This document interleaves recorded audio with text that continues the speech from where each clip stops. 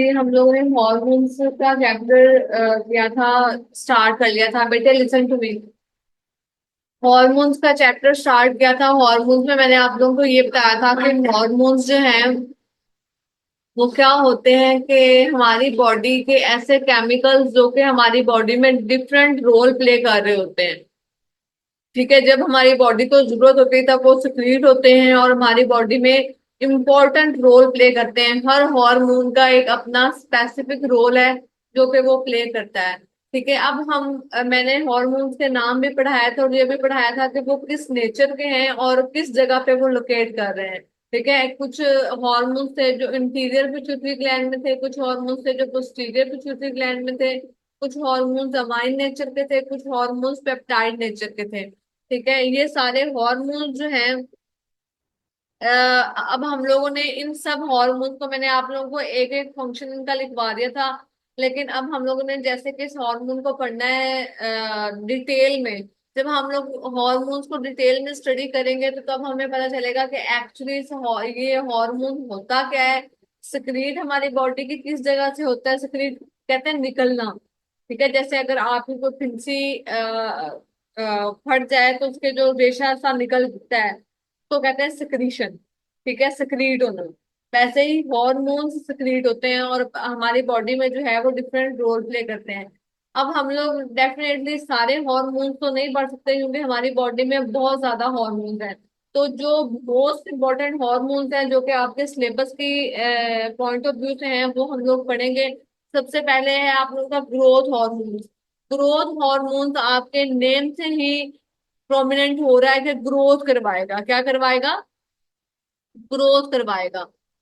दूसरी बात ये कि ग्रोथ हार्मोन जो है वो मैंने पहले भी आप लोगों को जब शॉर्ट नोट्स दिए या जब मैंने आप लोगों को पढ़ाया तो उसमें मैंने आप लोगों को ये बताया कि ग्रोथ हार्मोन जो है वो आपके एंटीरियर पिट्यूटरी ग्लैंड में होता है। आपके इस जगह पे कनपटी वाली जगह पे पाया जाता है। कनपटी वाली जगह पे दो लोब्स होते हैं, एक एंटीरियर पिट्यूटरी और एक पोस्टीरियर पिट्यूटरी। इस तरीके के दो लोब्स बने हुए होते हैं ऐसे करके। ठीक है, इस तरह दो लोग बने हुए होते हैं जो आगे वाले को इंटीरियर कहते हैं और पीछे वाले को पोस्टीरियर पिट्यूटरी ग्लैंड का नाम दिया जाता है। उनमें से हार्मोन भी सिक्रीट होते हैं।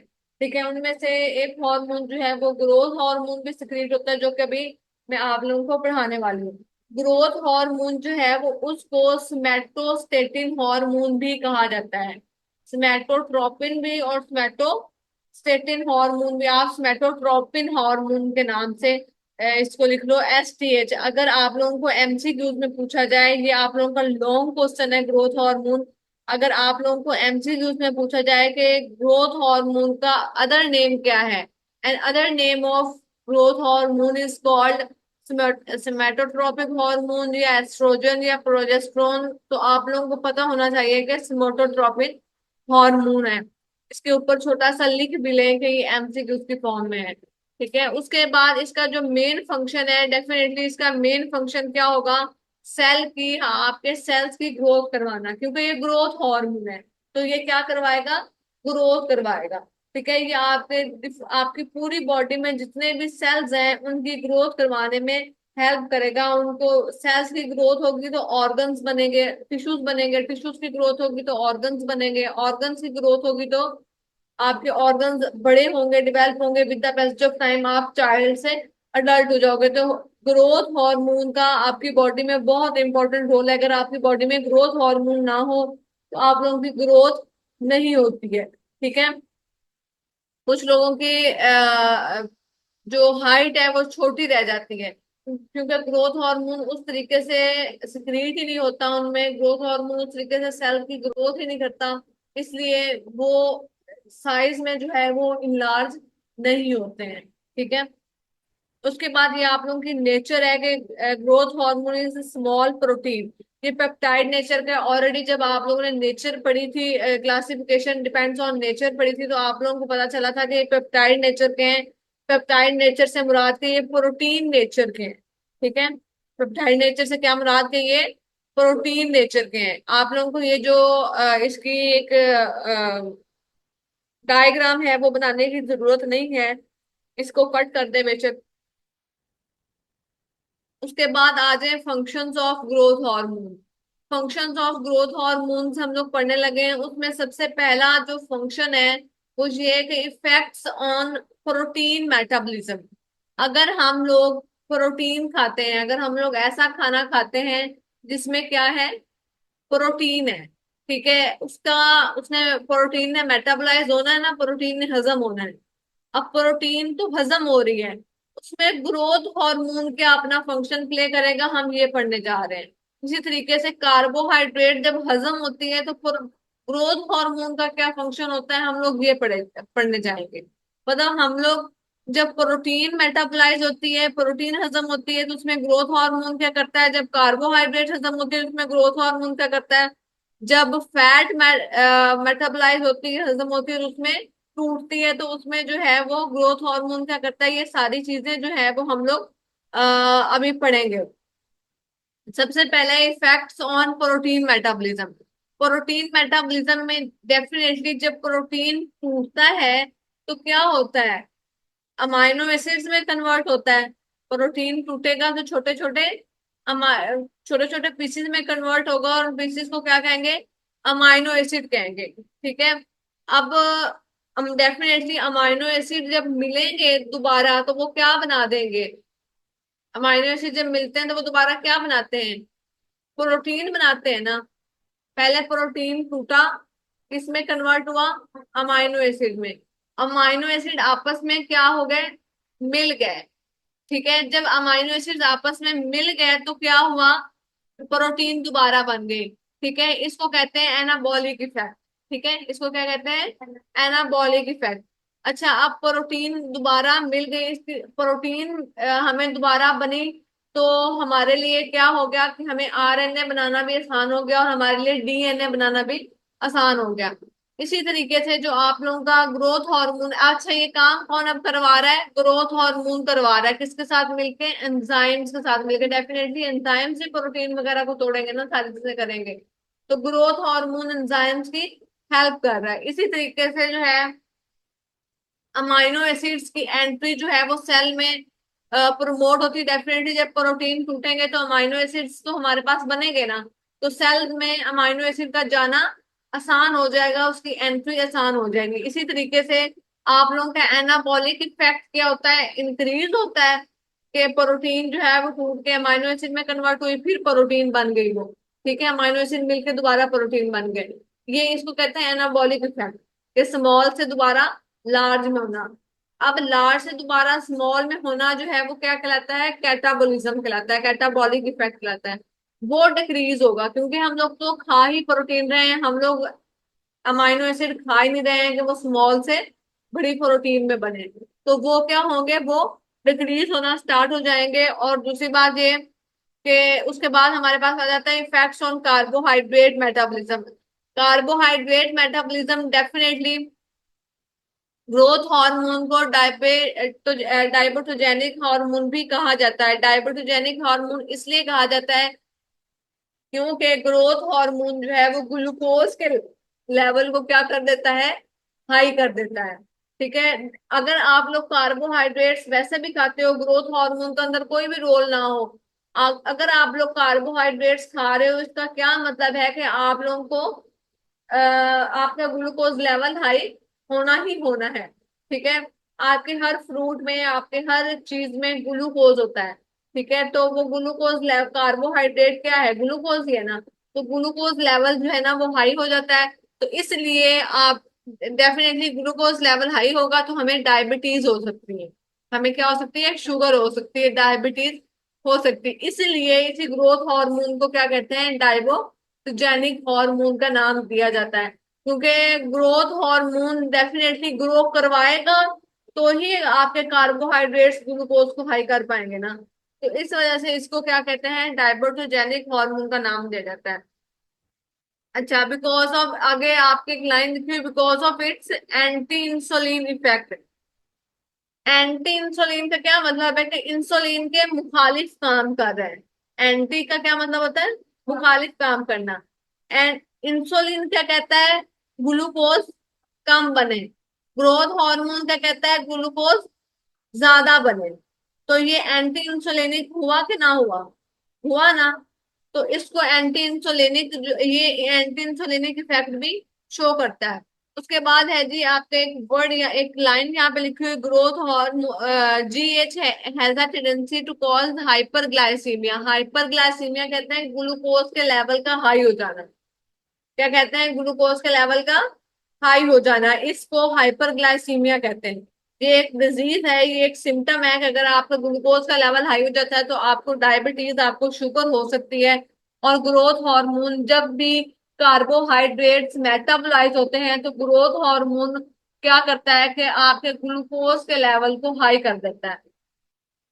उसके बाद है जी आप लोगों का फैट मेटाबॉलिज्म का effect. Effects on fat metabolism, कि ग्रोथ हार्मोन का फैट मेटाबॉलिज्म पे क्या इफेक्ट है। अच्छा, डेफिनेटली ये आप लोगों ने सारा नहीं करना, मैं आप लोगों को जितना करवाऊं आप लोगों ने उतना करना है। आप लोगों ने इसमें सिर्फ ये चीज याद रखनी है कि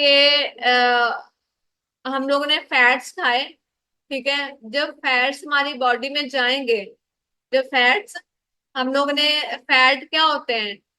हम लोगों ने मक्खन खा लिया, ये क्या है? हमारा फैट है ना। जब फैट हमारी बॉडी में जाएंगे तो डेफिनेटली वो टूटेंगे ना, उसने हजम होना है। हमारा जो भी खाना जाता है वो अंदर हमारी बॉडी में टूटता है। जब हम लोगों ने फैट खाया, लेट्स सपोज हम लोगों ने मक्खन खाया, डेफिनेटली उसने हमारी बॉडी में जाके क्या होना है? ब्रेक डाउन होना है, टूटना है। जब वो हमारी बॉडी में जाके ब्रेक डाउन होगा, टूटेगा, तो वो किस में, फैट किस में कन्वर्ट होता है? फैटी एसिड्स में। मैंने आप लोगों को पढ़ाया था ना कि फैट किस में कन्वर्ट होता है? फैटी एसिड्स में कन्वर्ट होता है। जब वो फैटी एसिड में कन्वर्ट होगा तो डेफिनेटली वो आपके प्लाज्मा लेवल को क्या कर देंगे? फैटी एसिड आपके प्लाज्मा लेवल को क्या कर देते हैं? हाई कर देते हैं। किसके प्लाज्मा लेवल को? ग्लाइसरोल के और फैटी एसिड के प्लाज्मा लेवल हाई हो जाएगा। और ये सारा काम पीछे से कौन करवा रहा होगा? ग्रोथ हार्मोन करवा रहा होगा। फैट हम लोग खाएंगे, वो फैटी एसिड में क्या होगा? कन्वर्ट हो जाएगा, ठीक है, एनाबॉलिक इफेक्ट, कैटाबॉलिक इफेक्ट के थ्रू। कैटाबॉलिक इफेक्ट होता है कि बड़ा सा पार्टिकल और वो स्मॉल में कन्वर्ट हो जाए। तो हमारे पास फैट जो है वो बड़ा पार्टिकल होगा और अंदर जाके वो फैटी एसिड स्मॉल पार्टिकल में कन्वर्ट हो जाएगा। ठीक है, जब वो स्मॉल पार्टिकल में कन्वर्ट हो जाएगा तो डेफिनेटली वो आपके प्लाज्मा लेवल, किसके प्लाज्मा लेवल को हाई कर देगा? फैटी एसिड्स के प्लाज्मा लेवल को और ग्लाइसरोल के प्लाज्मा लेवल को हाई कर देगा। ठीक है, उसके बाद है जी आप लोगों का फैटी लीवर। फैटी लीवर का क्या मतलब होता है? ऐसा लीवर जिसके इर्द गिर्द क्या हो? चर्बी हो। कुछ लोगों का आपने देखा होगा कि चिकनाई ज्यादा होने की वजह से चर्बी आ जाती है इर्द गिर्द, लीवर के, जिगर के इर्द गिर्द चर्बी बन जाती है। तो उस लीवर को क्या कहते हैं? फैटी लीवर कहते हैं। तो ग्रोथ हार्मोन जो है वो इस चीज को भी क्या करता है? स्टिमुलेट करता है कि आप लोगों के जब आप, अगर आप लोग फैट ज्यादा खाओगे तो आप लोगों का जो लीवर है वो डेफिनेटली वो फैटी लीवर हो जाएगा, उसके इर्द गिर्द जो है वो चर्बी आ जाएगी। उसके बाद है जी effects on inorganic metabolism. Inorganic metabolism हमेशा क्या होते हैं? जैसे आप लोगों के कैल्शियम हो गया, क्लोरीन हो गया, मैग्नीशियम हो गया, जितने भी आप लोगों के वो पार्टिकल्स होते हैं, क्या नाम है उसका? ओके बेटा।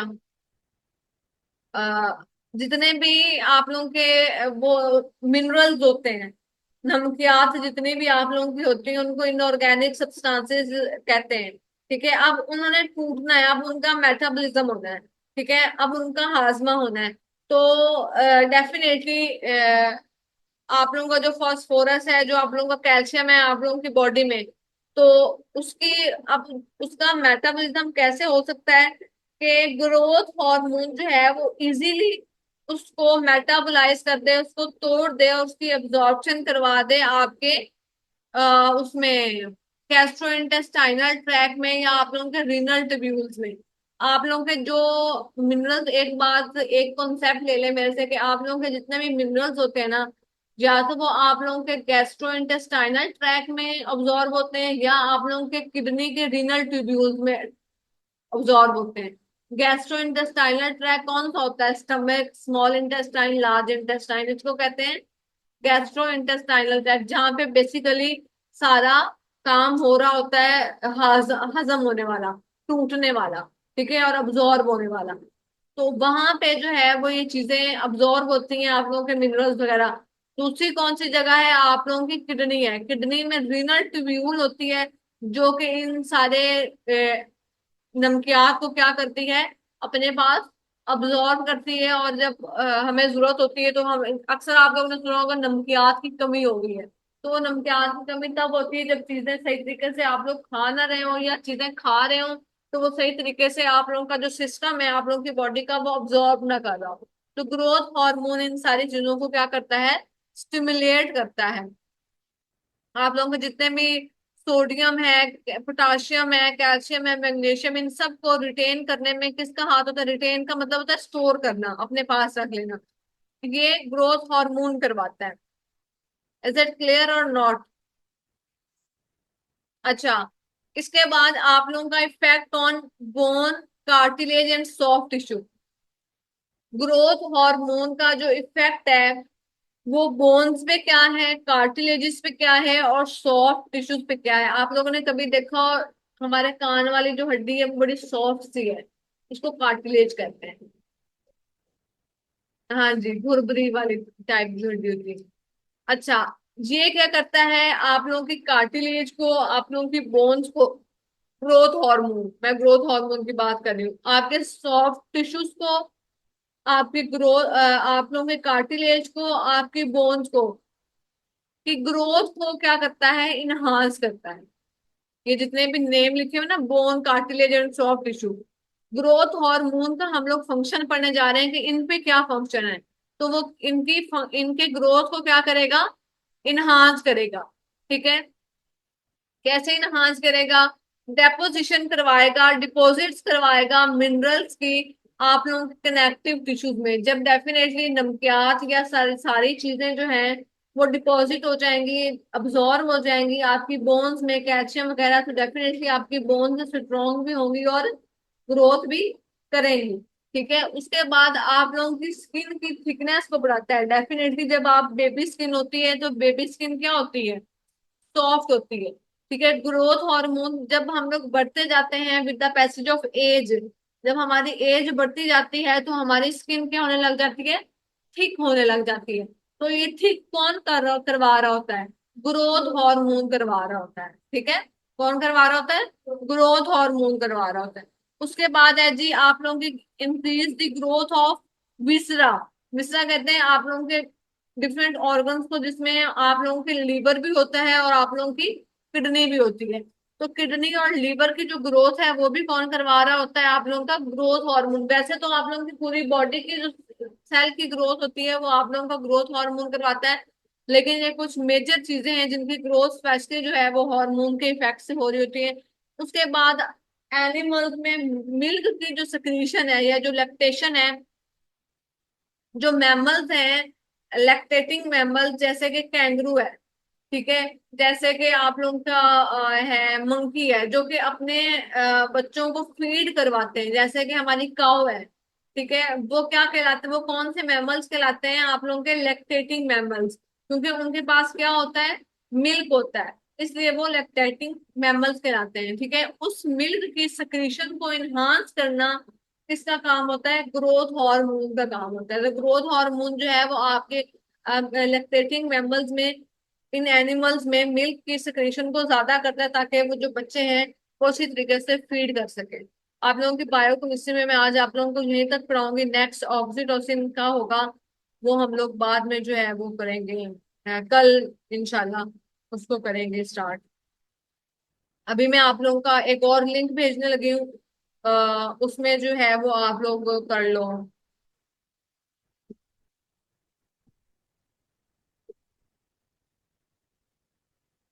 ऑनलाइन क्लास आप लोगों को एक और लिंक आने लगा है, आप लोगों के माइक्रोबायोलॉजी का लेक्चर होने लगा है, तो आप लोग उसको ज्वाइन करो।